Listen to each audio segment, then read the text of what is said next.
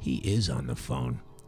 You know, you're going to get in trouble, and it's going to happen at some point with this whole cannabis mess. You know, I don't think I'm out of the woods on that at all. Let me just mention this to you right now, that you may find yourself in some kind of cannabis trouble, and that will suck, because here at Green Crush and Green Crush Conspiracy Queries, we've been telling you the new system's been screwed for over a year now. And some of you, well, you're only now learning of the draconian rollout of this particular cannabis act. You're only now finding out about it. You're only finding out that it's nothing more than boiling hot pig gravy being poured over the castle walls onto the just citizens, the rightful citizens. And these guys have gamed the system. So if you find yourself on the short end of the stick and you need a lawyer, a real one who deals with cannabis, not the one who untangles you from a lying black widow, but I mean, you know, the one where you got busted for some kind of weed thing, it's possible that this will be the only guy you need at that point. I hope it never happens to you, but it's possible you may wind up getting yourself involved with Harrison Jordan. He's an attorney at law in Ontario. He studied the weed laws, and he knows them better than you.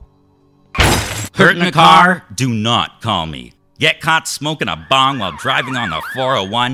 I may be able to help. Hi, I'm Harrison Jordan, and whether you find yourself on the wrong side of the pot law, or you'd like to start a business in the legal marijuana industry, you need someone who understands Canada's cannabis laws. So call me today at 1-855-420-LAW. 1-855-420-LAW. All right, Harrison Jordan making his own commercials. He just got called to the bar. Now he's making his own commercials. I believe he's singing in there as well. That's amazing. So that's our buddy Harrison. He's now a lawyer. He was articling. That's cool. I'm glad to get him going on there. So here we go. We're gonna call Mr. John Hartmann. He is somewhere in California, and let's find out exactly where. Probably Los Angeles, right? If he's still working, I guess he would be. It's earlier in the day for him. Hello, John Hartmann here. Hey, John. How are you? I'm great.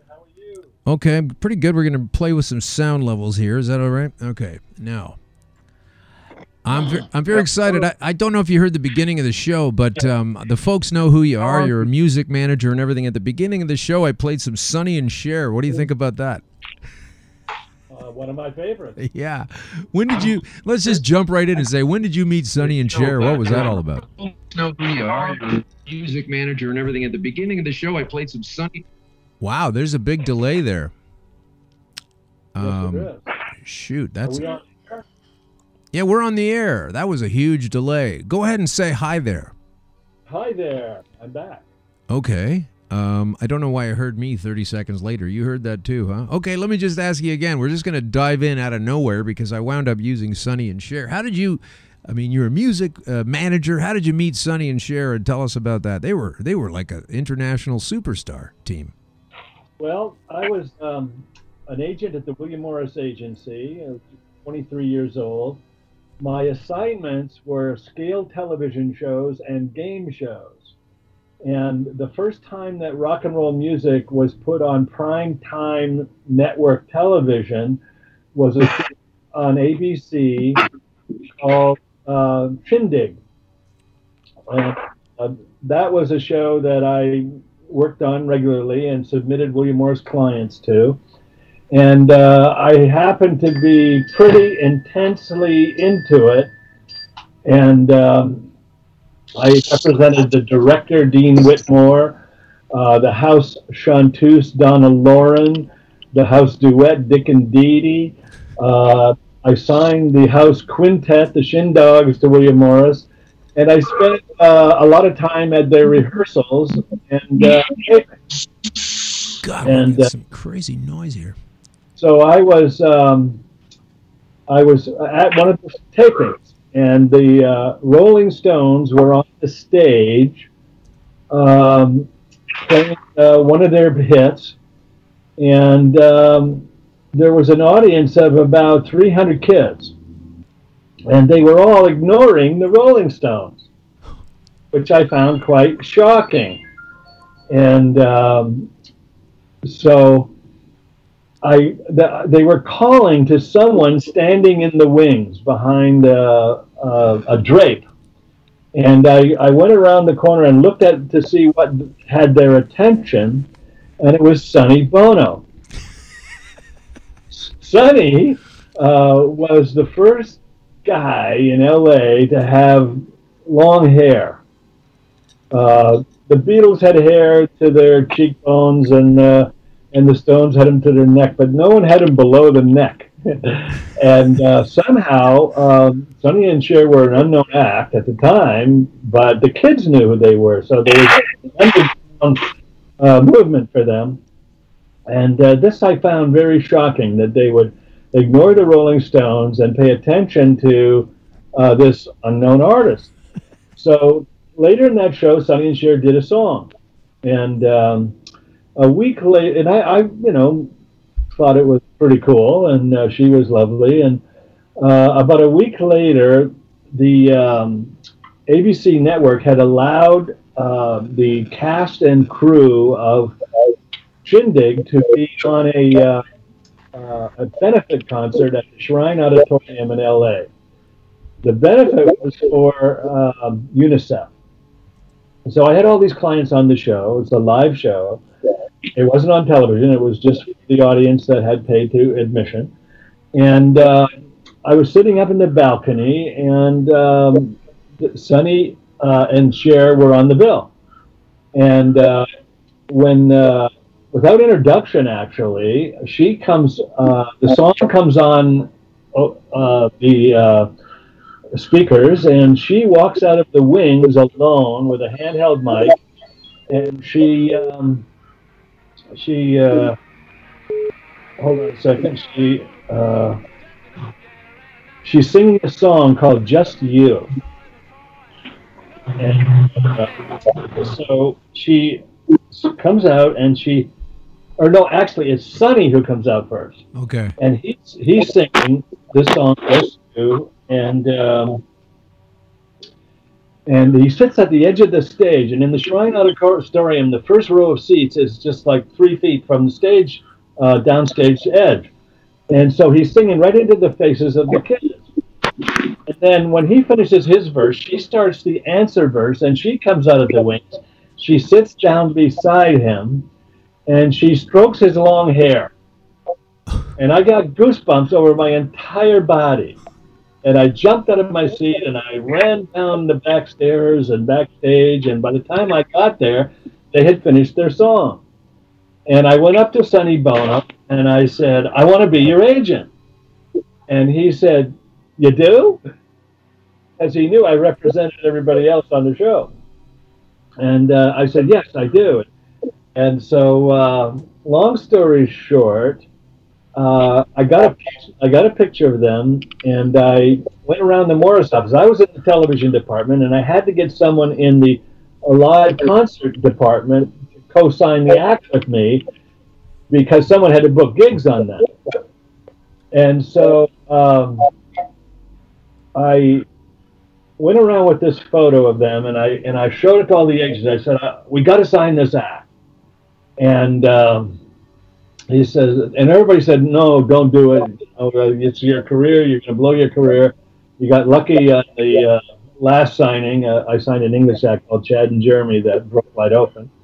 And, this guy's got long hair. Are you crazy? And he's wearing a fur vest. And I said, no, we got to sign him. And I went to the head of the rock department, and he said, no, don't do it. We don't need this act. We got lots of acts. Book the ones we have. And I said, and I'm only a kid, and I said, I'm going to sign this act with or without you guys. And so they said, okay. The guy says, his name was Ira Oken, and he said, it's your career. If you got to sign him, sign him. So I got a young agent from the gig department who had just come out from the New York office, and I said, you got to come with me. And so we got in the car, we drove down to Melrose Avenue in Hollywood, and we went into a studio called Gold Star, and we got there just as they were doing the final mix to I Got You, Babe. Oh, wow. Yeah. And if you didn't know that was a hit, you weren't paying attention. And so he agreed to co-sign him with me. And we went back to the Morris office. We called the manager. They had a manager, Charlie Green. What's his name? Sorry, Charlie what? Charlie Green and Brian Stone. They were the managers of Sonny and Cher. Okay. And so there were a couple of New York hustlers who had come to LA and was signing everything that moved, and as unknown acts. Yeah. And so their story is pretty interesting. They started their company by sneaking into the Universal lot and going into an empty house that was used as an office and going into business. Eventually, they got caught and got kicked out, but they already had a roster in the public relations business by then, and they became managers instead. Anyway, so I go get the Morris House agrees to sign them, or Harvey and I do, and they had to go. The record came out. I Got You, Babe, and it was hitting in America out of LA first. Yeah. And Sonny and Cher went over to England to promote your release of the single. Yeah. How's your throat? Sure. And so, anyway, when the long hair was a real anomaly in those days, and Sonny and Cher tried to check into the Hilton Hotel in London, and they refused them. Because of the guy's hair, because of his hair, which isn't even that long. It's not even. It's like a page boy cut. It's like, you know. Yeah, it wasn't that long yet. You know, hair hadn't cut below the shoulders on guys yet. Yeah. At least they had in L.A. In San Francisco they had, as I learned later. But anyway, so there was such a furor over it, and the song was hitting in America so big that when they came home, there was already a big hit, and Warner Brothers had 2 singles on them under an old act by the name of Caesar and Cleo. Caesar and what? Sorry, what was that one? Caesar and Cleo. Cleo, like oh. Patrick. Yeah, okay. You dropped out there. Yeah, so Cleo, Caesar and Cleo, Reprise Records puts out their Caesar and Cleo record, only they changed the name to Sonny and Cher because they're hot. Mm-hmm. And I Got You, Babe goes to #1. As it's coming down, Atlantic puts out the follow-up, so now there's 2 hit the charts. Reprise's record hits the charts. It goes way up. As it's coming down, they released the B-side. They only had 2 sides. And then, so now there's 4 singles in the Billboard Top 100. And they're so hot that when they come back from England, there's thousands of kids in the airport. Literally thousands. Wow. And they couldn't get off the plane. So we had to take a limo down to the tarmac, and they had to leave in a limousine, and we went straight to the Morris office because we had a meeting scheduled with the head of Universal Pictures to discuss a movie deal for Sonny and Cher. Wow. This was within just a few weeks of the signing. Yeah. And so we walked into the office of the head of the company, and we had this meeting, and Cher was bored, and she signaled me she wanted to leave, and so she and I got in the limo. We drove around Beverly Hills and went to all the fancy ladies' stores, and she was already in Vogue magazine, so they were all excited to see her. And then the restaurant for the music business in Hollywood in those days was called Martoni's, and it was on Cahuenga Boulevard, and all the executives from the music business went there every night. So one night, someone picks a fight with Sonny over his hair. And instead of kicking somebody out, they kicked Sonny out. And he went home, and on a brown paper bag at the piano in his garage, he wrote a song called Laugh at Me. The next morning, he came to a meeting at the Morris office and played the song in the conference room off the brown paper bag for the whole, all the agents. And they recorded it at Gold Star that afternoon, and that night it went on the air. Are you serious? You're going to record it, master it, whatever, mix it, and throw it on the air one day? When you're hot, you're hot. So then it immediately hits the charts the next week, and now Sonny and Cher had 5 singles in the Billboard Top 100 barely a month after we signed the act. Why did it take until 2015 for you to win the Heller Award? You should have won it in the 60s. Well, I don't know why. But I was not a manager then. I was an agent. Oh, okay. I was a William Morris agent, and I worked on a salary. I didn't get a commission on the act or anything. The company got the commission. God, we're having a bit of trouble. Just hang on a second, John. Just going to see if we can buffer something. You're kind of. It might be the extra person on the thing. It could be, but if just in case, let's have a little listen. Hey, Paul, are you on the line with your brother, or did you disappear? How's it going? Oh. Okay. Looks like he's not even there. Maybe he got off. Anyway, whatever it is. Okay. So anyway, suddenly now I'm a 23-year-old kid who looks like a genius. Yeah. And then, shortly thereafter, the agent that I brought in, my colleague named Harvey Crosby, long story short, stole the act from Charlie Green and Brian Stone and became Sonny and Cher's manager. Quit the Morris office and went on and was the manager through the TV show and all the enormous success. And I get a call from Charlie Green.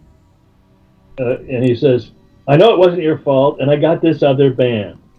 And I said, okay, let's go see him. And we went to a nightclub in San Diego. It was during a fog storm, and it took about 5 hours to drive from LA to San Diego, which is usually a 2.5-hour drive. And the fog was on the inside of the car or the outside of the car? Outside of the car, okay. And inside because we had just gotten into smoking dope. Ah, there we go. Okay. And, we smoked about 5 J's on the way to San Diego because it took so long.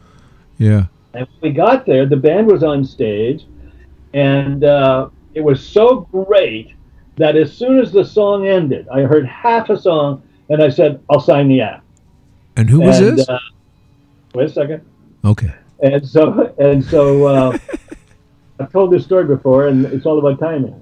The punchline. Okay.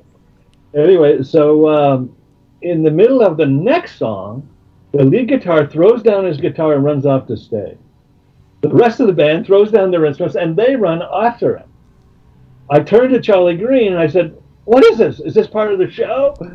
And Charlie's as white as a sheet, and he says, no, man, this is bad. And we made our way through the crowd and out into the back door where the band had gone, and laid out over the back of a Corvette being tended to by a nurse who had her hand in his mouth trying to keep him from swallowing his tongue was Neil Young. Oh, my God. And the band was Buffalo Springfield. Sure. And I committed to sign them on half a song. And it wasn't because I was stoned. It was because it was that great. That good, yeah. No, I believe that. So, wow, that's incredible. So you found your path. You knew you were on the right thing at that young age. Yes. And I finally moved out of my parents' house and got a house rented a house in Laurel Canyon. And it was actually before Buffalo Springfield that I moved out of the house, and I was offered pot the first time when I was going to Santa Monica College in 1961, and I turned it down. And I didn't smoke pot until after Chad and Jeremy's big success when I moved into Laurel Canyon. And I remember one night, one of my colleagues from the Morris office and a groupie girl who was actually a barber. She specialized in cutting long hair. All the hair was getting longer.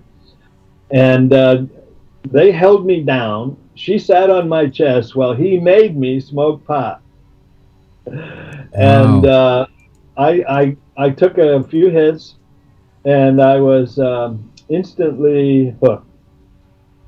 And I remember listening to the Rolling Stones real loud on these JBL speakers, and I could literally, this is of course a hallucination, but I could see the notes coming out of the speakers. Yeah, wow.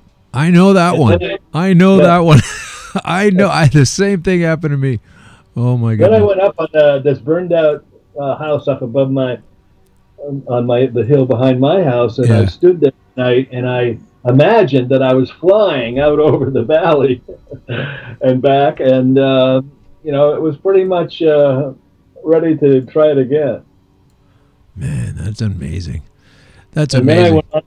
I went on to secretly smoke for quite a long time. I was married to a shindig dancer, and her father was a cop, and her brother was a cop, and smoking was not acceptable, especially even at the Morris office. So it was very much a secret in those days. This is 1963. Wow. The Beatles hadn't even broken yet, and so I had to do it very secretly. So I would not smoke all day. I would smoke on my way home. I lived in the valley, so it was a drive, and then I would cover it up with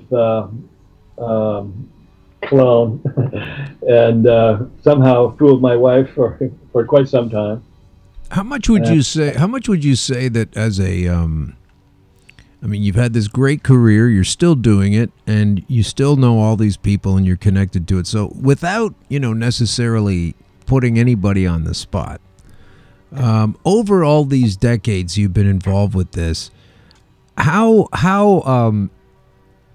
deeply woven into the fabric of what it is that you personally do professionally, the folks that you work with musically, what do you figure the percentage or describe the fabric of cannabis within that whole system?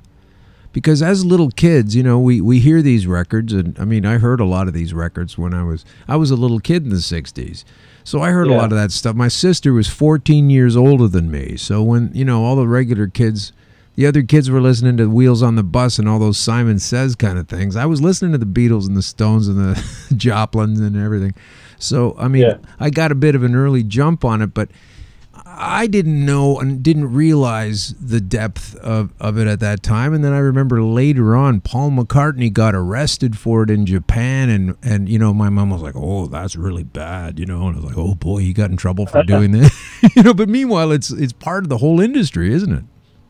Well, it was very much part of the fabric of the industry. And it really was part of a bigger thing, which was the schism that occurred in America between everyone under 30 and everyone over 30. Right.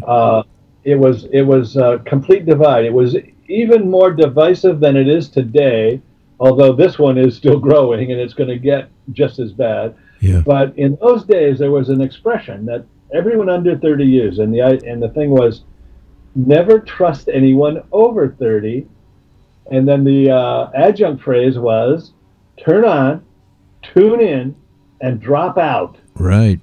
That's Leary, right? Tim Leary. Yeah. Tim Leary was the professor of that idea.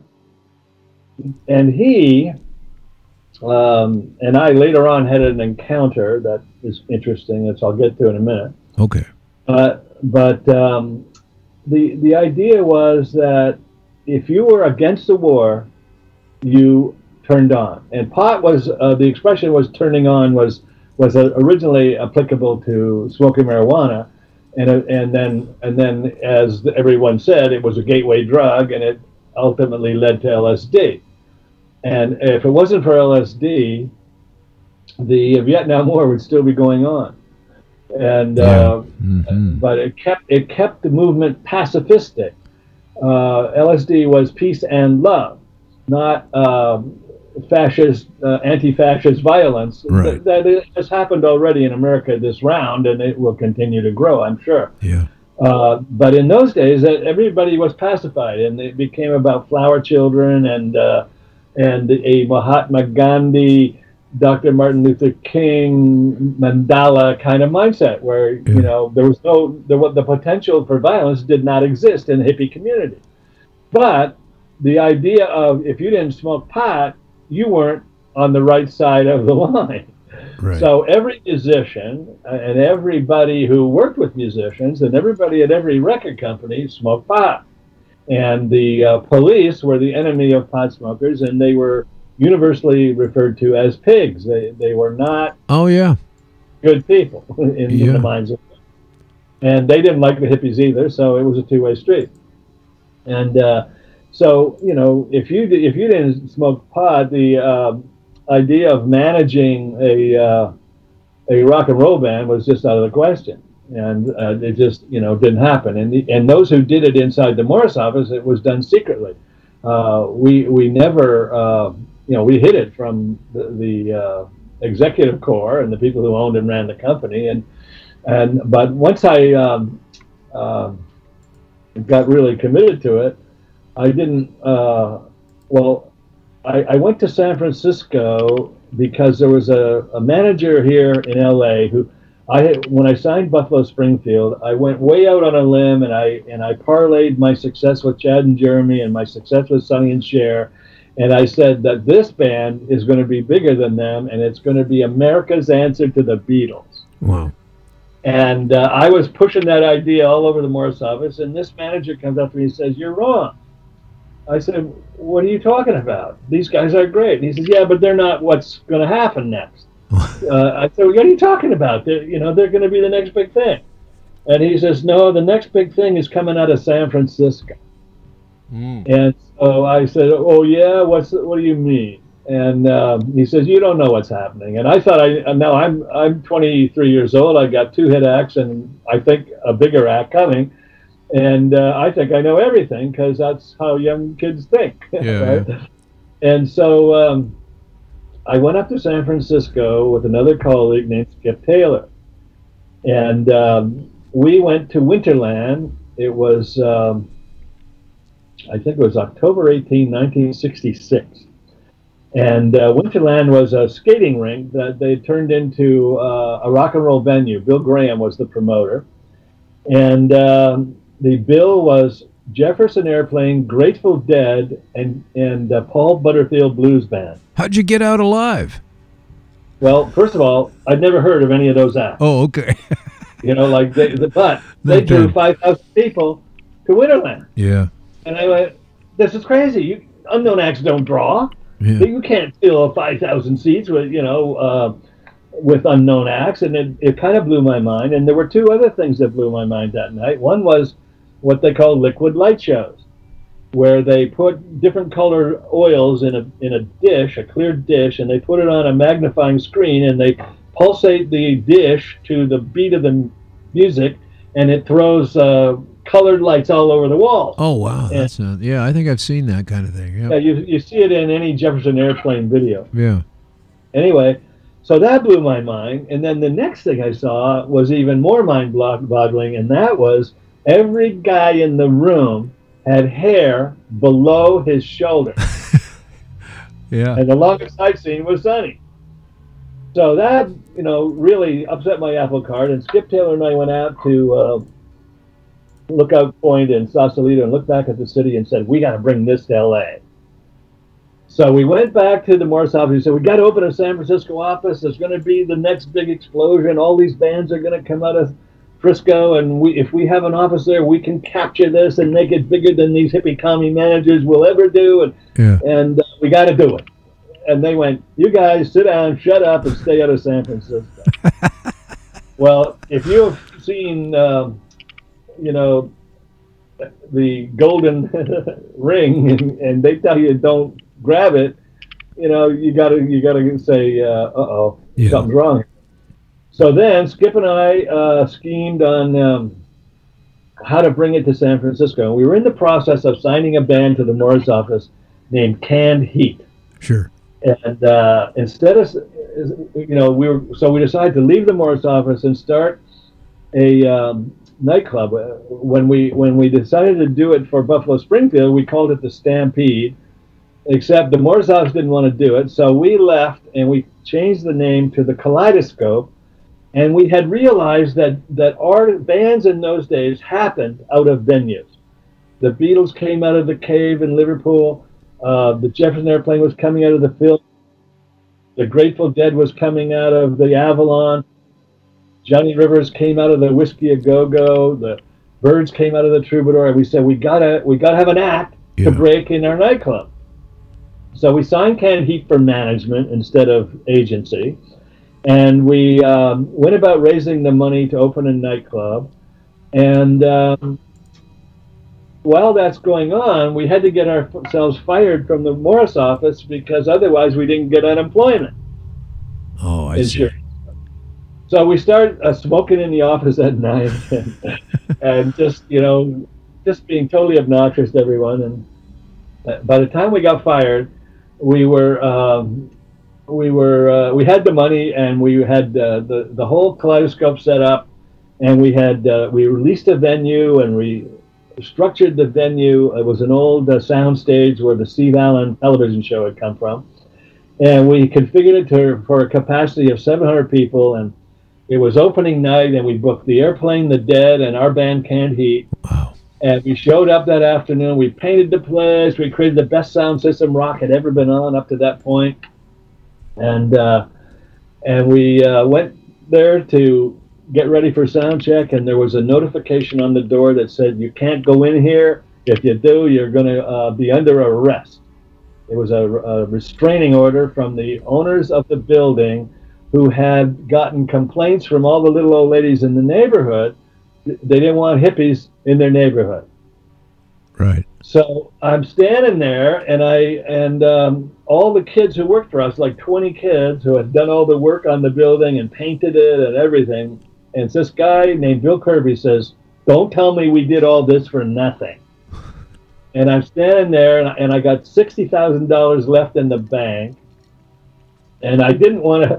And the Airplane and the Dead were already in town, and I made a decision to move the concert that day for that night to some other venue. And luckily, I knew the assistant manager at the Ambassador Hotel, where the Coconut Grove was. Oh, yeah. And I called him up and I said, "Is the Coconut Grove booked tonight?" He says, "Yeah." "What's wrong?" I said, I need a venue tonight for 2,000, or at least, for 700 people. And I got these bands booked. And he said, "Well, I got the ballroom. It holds 2,000. I said, "Okay, I'll take it." And he says, "Well, the manager's out of town. I guess I'm in charge. You got it." Because I'd done him Wow. a favor. I had booked his wife as the sidekick on the first Regis Philbin television show. Oh, my God. A woman named Susan Barrett. She was a Marilyn Monroe-esque dancer, really smart, really did great with Regis. Susan Baird? Barrett, Barrett.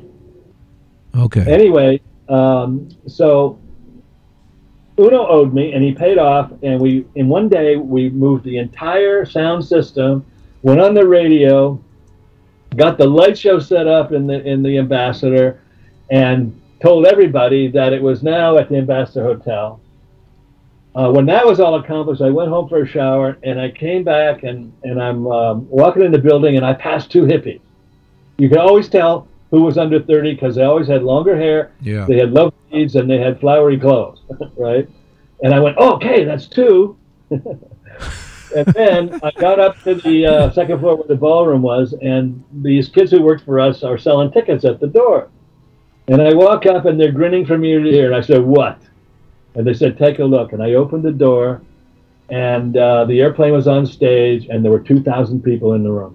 Wow. Almost 3 times what we could have gotten in our own venue. And it was a huge success. We got amazing reviews. And for the next week, I had the Doors booked, and the Doors had broken wide open. And I went to Uno. I said, "Can we have it for next week?" And he says, "No, it's booked." So we went out, and we got a nightclub on the Sunset Strip that was called Ciros, Ciros. And it was a famous nightclub for basically jazz music and comics. And today, that venue is the Comedy Store, which is a huge thing in the comedy world. And the series I'm Dying Up Here is based on that Comedy Store venue and the lady who ran it. Yeah.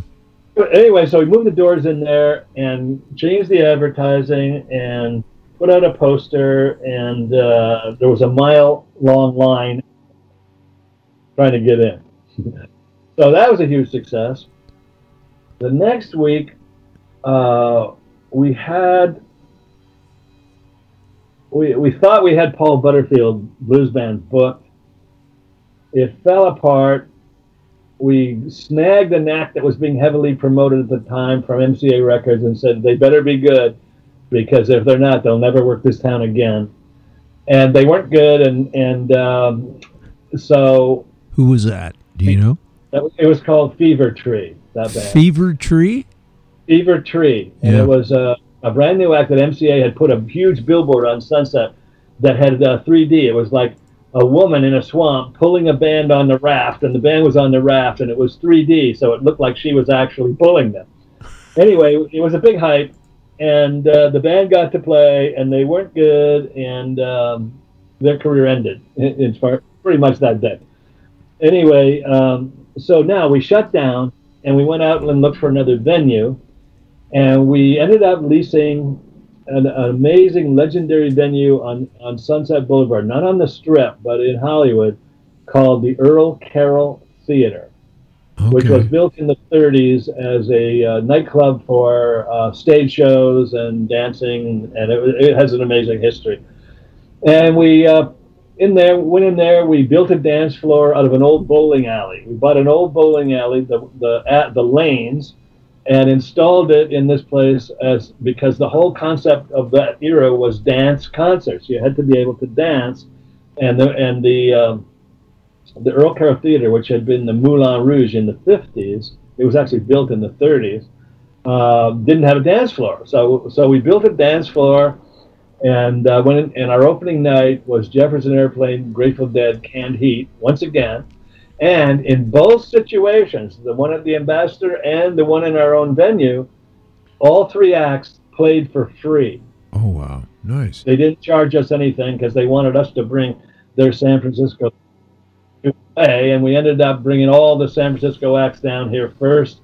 Big Brother and the Holding Company, Moby Grape, the Charlatans, all the great bands in San Francisco. We were their debut performance in Los Angeles, including the Dead, and we went on and had another amazing adventure that is too long and too fabulous to tell now. Oh gosh! But it was all through that we smoked all day, every day. Wow, gee whiz! And it was the time of my life. How would you say your health has been over the course of your life? Have you had a pretty good time? My health has been extremely good for this reason. After the Kaleidoscope closed, I ended up managing a little band called Rockin' Foo, and my brother Phil had just graduated from high school, and he came over to my house one day with a book called Yoga, Youth, and Reincarnation. Okay. And I read the book, and I got into yoga big time, and I became a health nut, and I've been practicing yoga and vegetarianism ever since, and that, along with meditation, has kept me young, vital, and healthy, and I've never had a major disease. I've broken a bunch of bones driving stoned. Oh, yeah. I had, I think, 5 or 6 auto accidents. Matter of fact, I once calculated that I wrecked every car I had except the fastest one. Really? At the height of success, I drove an Aston Martin DBS, and I drove it one time 155 miles an hour, but I never wrecked it. Anyway, so my health is very good and still is to this day, and I'm 77 years old. I get guessed in my early 60s by people all the time. So I'm not as old looking as I am. Sure. Apparently. You still work professionally in the music business too, right? No, I actually retired from the music business last year. I had been teaching music business at Musicians Institute in Hollywood, and that got me into Loyola Marymount University, where I taught for 10 years. I was Professor of the Year 3 times in the School of Film and Television, and then I taught at UCLA for 7 years. And all along, I was dabbling, kind of looking for an act. I found one at LMU, a girl named Simone Battle. I thought she was going to be a superstar, but she wouldn't follow my advice. Yeah. And so I let her go.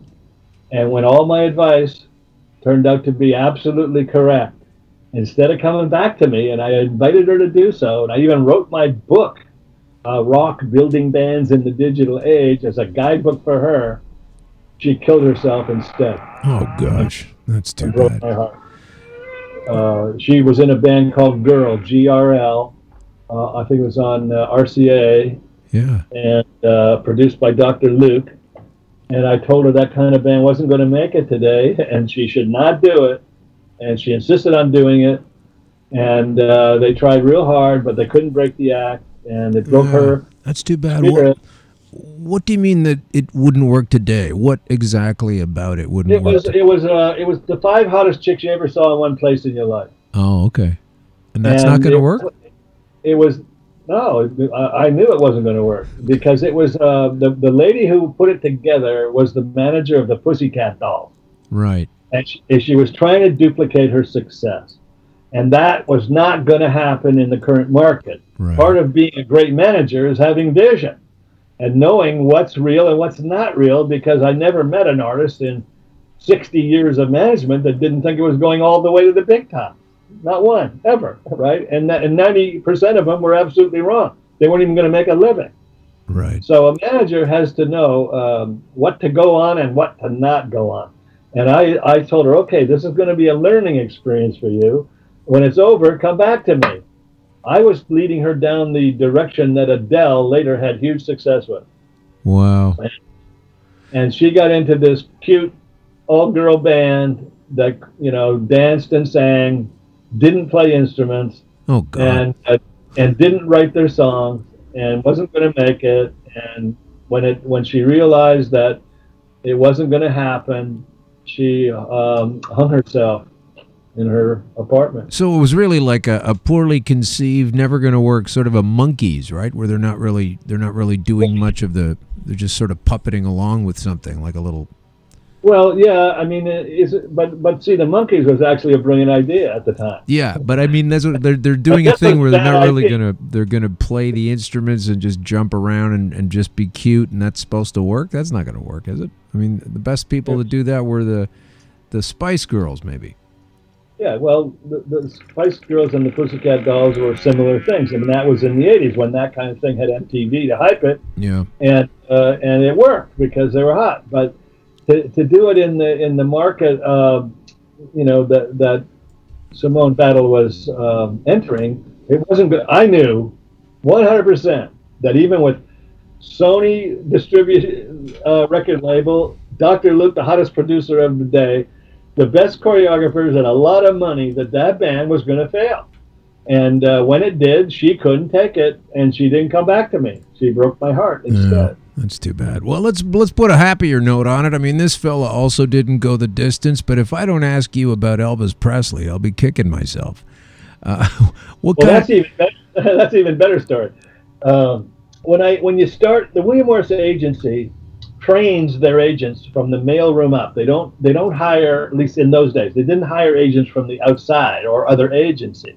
What they did was they put you in the mailroom at $50 a week, and when I started in 1961, and they tested you in every possible way to see what kind of character you had, what kind of intelligence you had, what kind of humility you had, and if you were a persevering type. And so getting the job was hard in the first place because someone had to recommend you. I was luckily recommended by an agent there, and I was actually an actor looking for work, but I didn't know how to get an effective agent. So I lied about being an actor, said I wanted to be an agent, and got the job because I was trying to find out how to get an agent. Right. And 2 days into it, I said, I can do this better than any of these guys. And I started running, and 6 months later, I was the fastest guy in the mailroom. Well, every year, William Morris had a guy from the mailroom who worked directly for Colonel Tom Parker at the height of Elvis's movie career.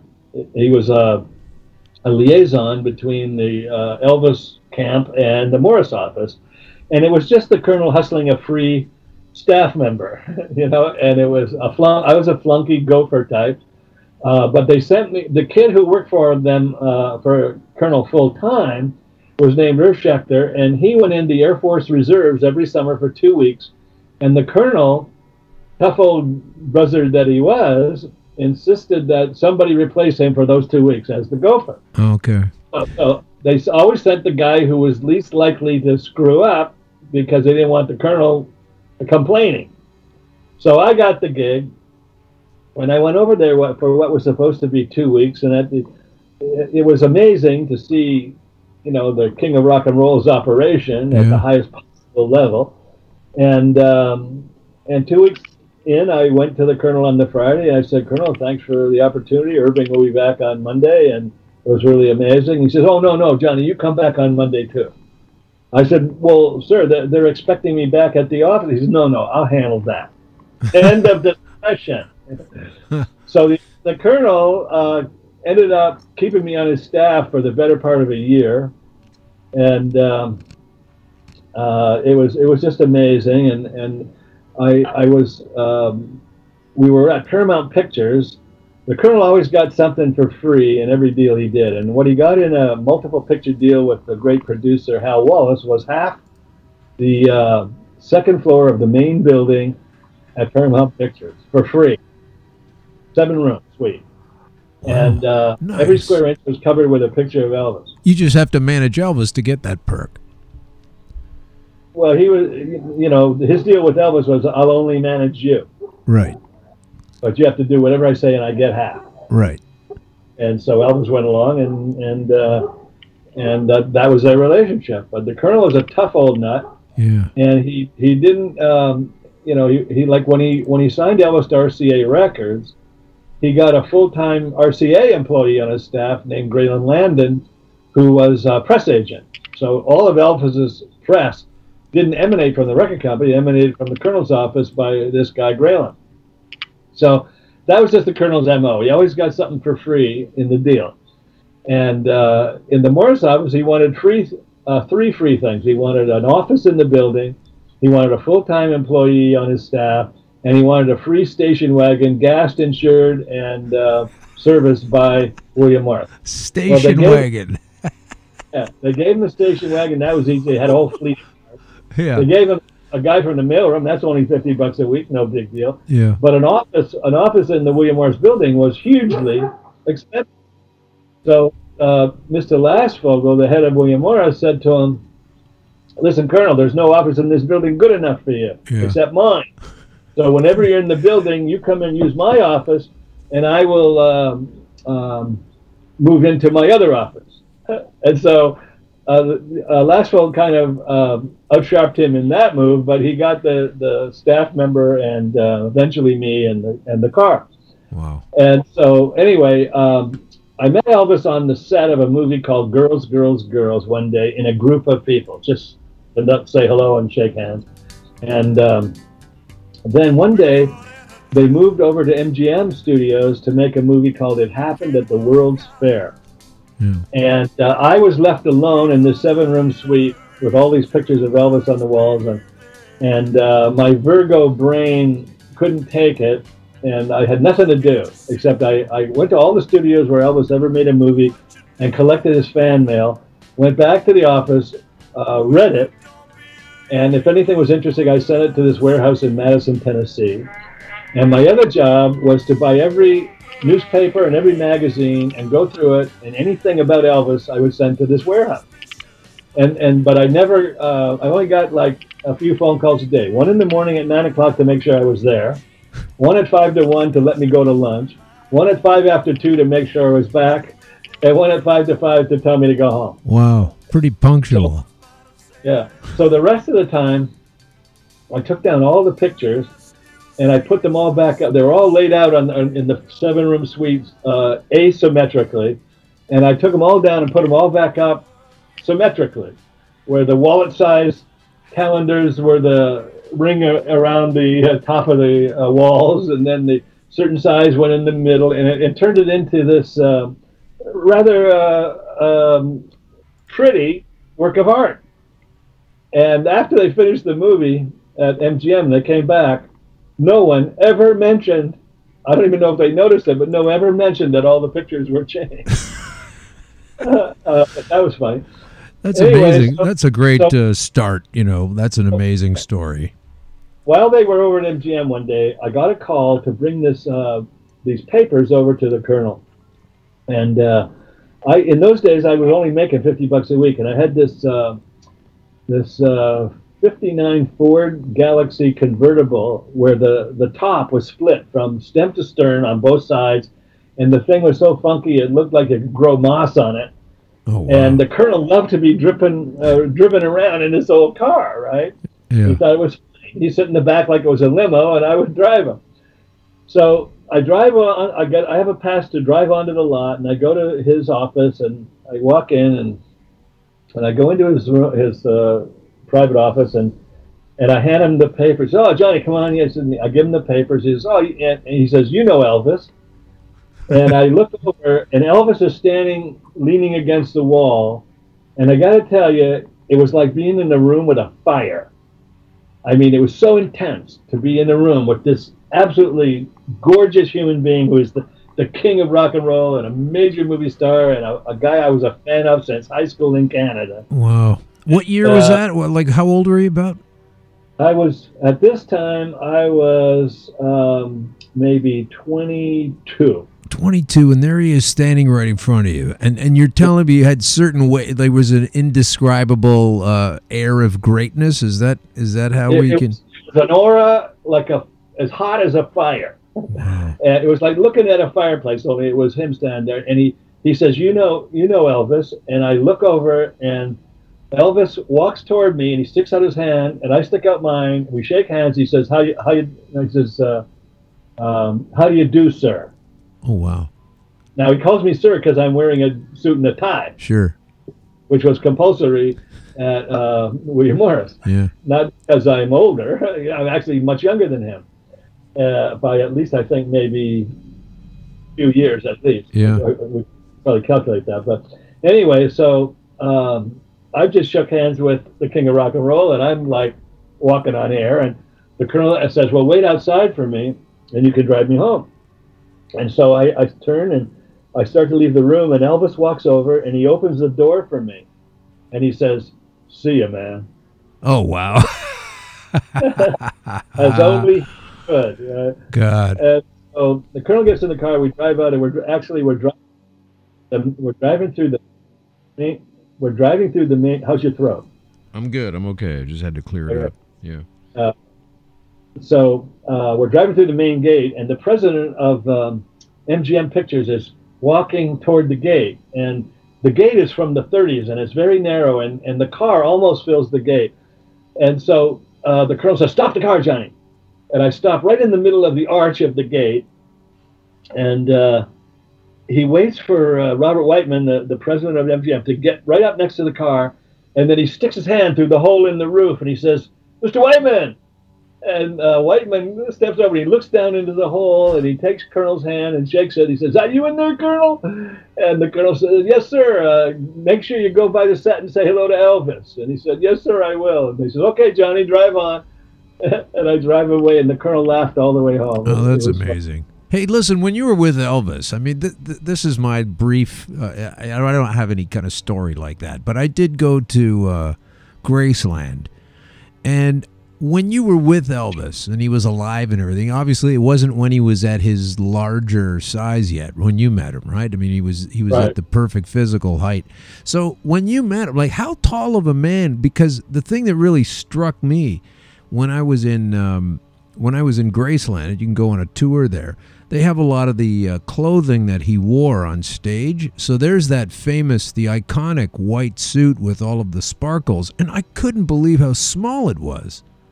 I mean, Yeah, I would say that he was no taller than me. I think he was probably about 5'9". 5'9". And that's amazing. speaking of his clothing, the Colonel was also a very cheap guy. That's why he wanted everything free. And one day, Irving he was moving from an apartment in Hollywood, the Colonel was, to a house in Beverly Hills, and he made Irving and I take all his stuff, everything but the furniture, in the station wagon over to the new house. And while we were doing that, I found that gold lame jacket in the colonel's closet, and I wore it all afternoon. Oh, that's amazing! You're wearing Elvis. You would have had a selfie back then. No, you wouldn't have been able to do that. We didn't have a selfie. We should have gone to one of those photo booths. Yeah, lost selfie moment. Look at this. I got Elvis's jacket on. That's amazing. Oh my God! So you would say that you use overall throughout your life. You would say you've been using cannabis on a what would we call a regular basis, whatever that might be for you. That's part of your daily makeup or your weekly. You make sure you're close to it from time to time. Let me put it this way. I smoked my first J on my way to the office. I sat at my desk all day. This is as a manager, right? Not as. And I smoked all day, every day. Chain smoked it, and intermittently took acid, mescaline, psilocybin.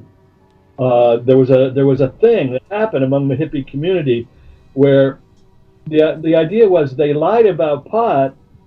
What else did they lie about? Yeah. And the assumption was they lied about everything. Yeah, we're on that now, and we're really balls deep in that kind of mindset these days, I guess. Yeah. So whenever a new drug came along, it was kind of incumbent upon you to at least try it once, just so you knew what it was. Yeah. And things came along, DMT. There was even one summer that was really classic during the Kaleidoscope era, where the great chemist Owsley Stanley, who made all the great LSD, made synthetic cannabis, a powder that you could drop or snort. Wow. And it was so hard to make and so deadly if you didn't make it right that he only made 1 pound in his entire life. And I actually ended up with an ounce of that. And that was not the greatest cannabis high I've ever had. That was absolutely the full impact of everything cannabis can be, locked for the duration of a couple of hours, and it was pretty amazing. Otherwise, I smoked pretty much all the time for years and years, and all of our clients smoked. One of our clients, a great comedy act on Columbia Records called the Firesign Theater. Oh, sure, yeah. They wouldn't even sign with us until we confirmed that we smoked. That's the best. Yeah, and so anyway, I smoked constantly, chain smoked virtually until I ended up teaching. And when I started teaching, I quit for the semester, and I would smoke on the last day of school. I'd be smoking before I left the campus. And then I smoked all through the break, and then so I was just dealing with a text, and so I smoked again, regularly, and then last year I got some clones from a company in San Jose, California called King Clone Brand. Sure. And I grew the most fantastic pot I'd ever seen. I had I think 8 plants out here in my yard, and I had so much pot, and it was so good, and it was free, that I probably oversmoked, and I ended up getting a sinus problem. Oh wow! And so I haven't smoked since New Year's Eve. Oh wow!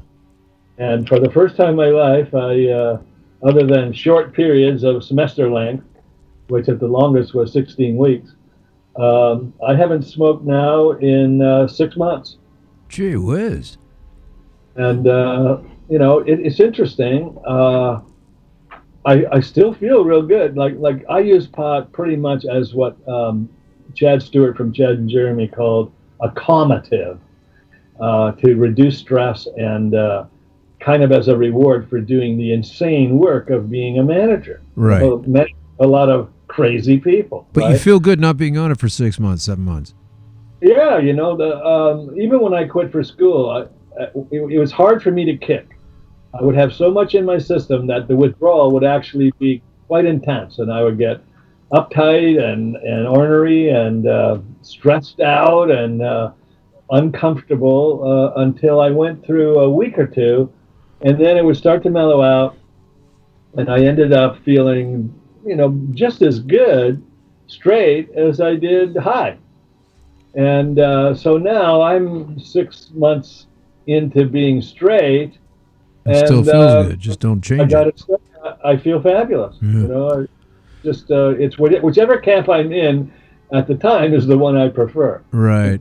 Okay, well, listen, this is great. Before we go, I do want to spend a little bit of time on your current efforts. So these all would have come from your smoke-filled mind, your cannabis-fueled mind, because in 2008, and it's still going on. I mean, of course, you've had this great musical career, and we should also mention, I need to mention some of the other acts. I mean, we could do a story about each one, but we don't really have time. But Peter, Paul, and Mary, of course, Poco, and then your brother Phil designed their very iconic Horse album cover. America, another one he also did.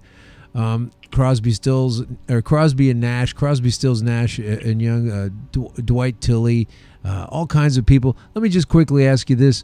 What was the circle of connection between you and, say, Poco and America and your brother? Like, did you bring him in? Were they looking for album artists, or how did that work out? Phil was I had a company called Hartmann and Goodman. Basically, I got involved in that circle with Buffalo Springfield, which is where Poco came from. That was Richie Furay. Crosby, Stills, and Nash. That was Stephen Stills. Neil Young. They were all in Poco or in Buffalo Springfield. Yeah. So once I was their agent, and I really delivered for them. I mean, they got a #1 record on their first record, right? It was actually I think it was their 4th single, but it went to #1 for what it's worth. It's in every movie about the '60s. It was about a riot on Sunset Strip when they tore down a nightclub called Pandora's Box. So that started it, and then eventually what happened was I had, after the Kaleidoscope closed, I kind of retired because I wanted to be an actor, writer, film producer, director guy in my early career. That's really what I was studying for and training for. And so I started screenwriting, and I was in LA one time, and there was a place where all the pop dealers hung out called the Troubadour Bar. It was a nightclub. And I was in there one night, and David Geffen, the legendary guy who managed and built DreamWorks and he made more money in the music industry than anybody else ever. And he was managing Crosby, Stills, Nash and Young and Joni Mitchell and Laura Nyro and a bunch of other acts, and he was starting Asylum Records. And I run into him, and he tells me that Neil's here. And Neil, he said, I'll go get him. And he brings Neil out to see me. And Neil Young gives me this big, huge hug, and he stands there. He's holding me in his arms like you would a chick. And we're exchanging small stuff, and then he lets go of me, and he takes it 2 or 3 steps away, and he turns back. And now this is the height of Crosby, Stills, Nash and Young, right? Yeah. Deja period. And everybody in the room at a packed bar is staring at him, and he says to me, "Thank you, man." And I kind of broke into a giggle and said, "Sure, Neil." And Geffen saw that Neil loved me, and Neil was his toughest case. Neil was the most critical artist. He was the most powerful. He was the most intelligent and most creative, and he was always giving Geffen a hard time. And so Geffen, invited me to lunch, and he kept taking me to lunch. And finally, he was trying to get me to come to work for him. And I said, "No, I want to be a screenwriter. I don't want to have a job. I don't do jobs anymore." And he says, "Listen, come and do this. You got to help me out. If you're still here in a year, I'll give you a piece." Well, a year later, I had broken Neil Young's record. The album was Harvest, and the single was Heart of Gold, and both went to #1. I booked his biggest tour up to that time and made him a ton of money, and I had all these other acts. We'd taken on the Eagles. I'm one of the Cowboys. We actually put the Eagles together with John Boylan, the great record producer who manages Linda Ronstadt, Right. even to this day. And we ended up, I worked for Geffen. I became a partner. As happens a lot of times with moguls, we had a fight, and I quit Geffen to go manage with my own company with my assistant, whose name was Harlan Goodman. We became Hartmann and Goodman, and we signed Poco because they had just fired us because it became obvious to them that we only signed them, Geffen signed them to steal Richie Furay to be in a band called Souther Hillman and Furay, which is going to be his next Crosby, Stills and Nash. So I was in the middle of that. I didn't like it. Geffen and I had other problems getting along, and so Harlan and I left, signed Poco, and then we got them rolling without Richie Furay, and actually took them to greater heights than they'd ever been. Our success with them attracted America, who I managed as part of Geffen's company, what Geffen Roberts' company was called. Elliot Roberts was his partner. And so Crosby and Nash were being neglected after we left, and they came over. And as soon as I had them, I called Stills as manager, and we put Crosby, Stills, and Nash back together. Wow. And then we had a huge success with them, which attracted Peter, Paul, and Mary, who had been broken up for years. And our attorney, Bruce Gray Cal, he's Ringo's attorney for his entire career. And he represented Mary Travers. He delivered Peter, Paul, and Mary to us. We did their reunion tour and album. And, at the height of Hartmann and Goodman, we were simultaneously the managers of Peter, Paul, and Mary, Crosby, Stills and Nash, America, Poco, the Firesign Theater, Michael Murphy, Dwight Twilley, and Happy Baby Band. So Incredible. we were the biggest management company in music at that time. And then at the height of that, I got a chance to produce a movie called Hard Country based on a Michael Murphy song. And that was Kim Basinger's first starring role in a feature film. And I got the old fever back to to write movies, which is what I'd always wanted to do. And leading us up to the rest of your question, I kind of had once Simone Battle wasn't ready to take management advice from me, I pretty much I put together, I think, one other band, and it broke up before its debut. And I decided to give up the music business altogether. And that was aided by, a year ago, last May, I was in an auto accident where I broke my back. And I had to take a year off to recover, which I've done, and I'm back to normal. And but in the interim, I stopped teaching at UCLA. I was teaching music business, and got back into my screenwriting. And I just turned in the 29th draft of a script I started writing in 1979. Wow. And it's in play. And as you called, I'm in the middle of a rewrite on a screenplay called Hourglass. The log line on the first, my teachers, my screenwriting teachers always said, write about what you know best. And what I knew best was the music business. So Dream Street is the name of the script, and it's about the music business that we've been discussing, the 70s era. Okay, real quick, we got a couple of questions. I've got a couple more questions, and we have to get going. Real quick, your call. Why did the show Vinyl not work? I don't know. I never saw it. I didn't want to see it because I didn't want it to interfere with my writing of Dream Street, which is what was happening in California at that very time. I see. I think I'll probably go watch it now, just out of curiosity that I finished my script. The log line on my script is, an unscrupulous manager, desperate to save his crumbling empire, gathers the drug-shattered iconic rock band that made him famous and puts them on the comeback trail. Oh, that's amazing. I love the sound of that.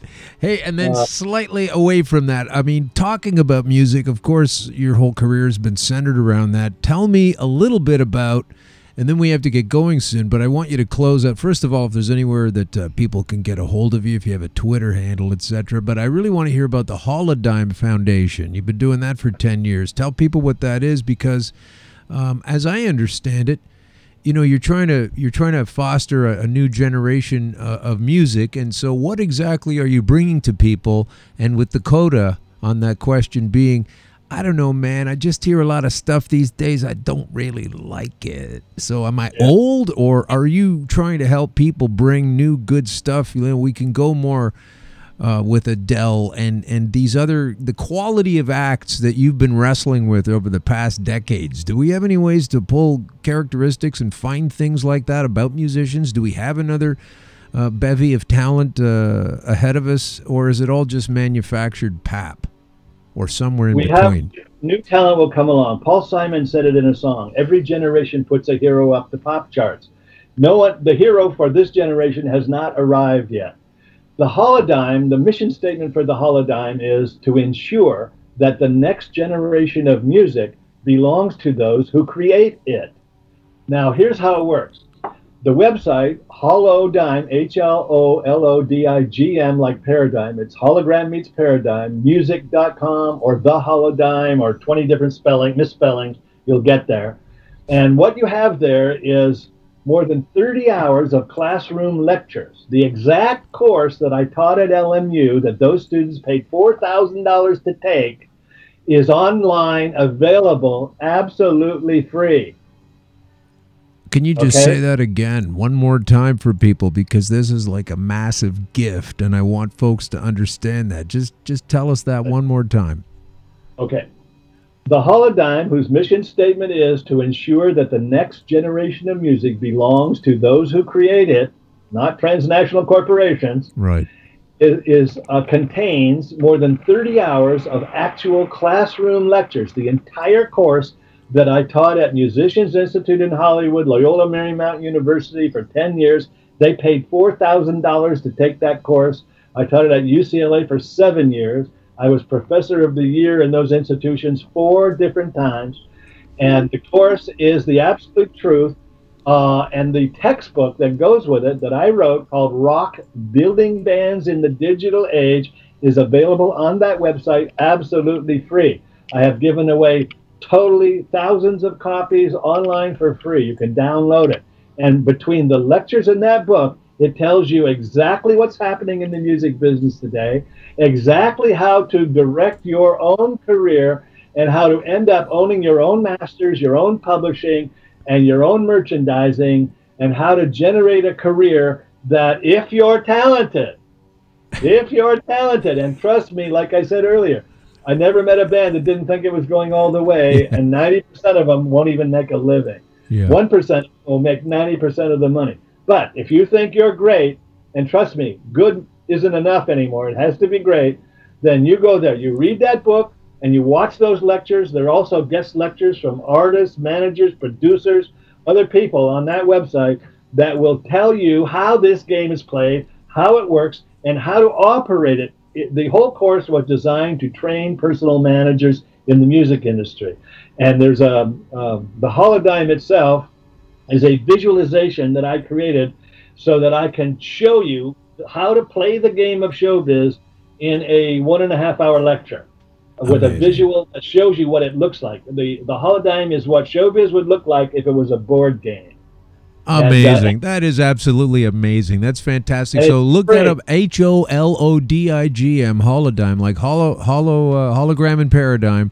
Look it up. It's been going on for 10 years now. Thank you so much for that gift. And it's holodynemusic.com or theholodyne.com. Amazing. If any questions, people can address me directly at John Hartmann, JOHN, 22 at gmail.com. I welcome anybody who wants to have a career in music to contact me with their questions, and I will give you free advice, because music is the most powerful tool on the planet. And it used to be in service to humanity. Today, it is in service to the greedy people who are doing it for the gold chains, the Bentleys, and the babes, not to change the world. Right. And I've trained and worked with the best musicians who devoted their careers to fixing what's broken on this planet and changing the war and turning away from war to peace. Well, that says it all right there. Thank you so much for everything you've done through the decades, working with those bands, putting it together, being instrumental in helping us listen to some of the finest music ever, and this ethos that you've put together for the last 10 years to continue that. Folks, I hope you understand how generous a gift that is. Thank you so much for coming on the show. Thank you, Alan. Just for the heck of it, we're going to throw on a little Fever Tree.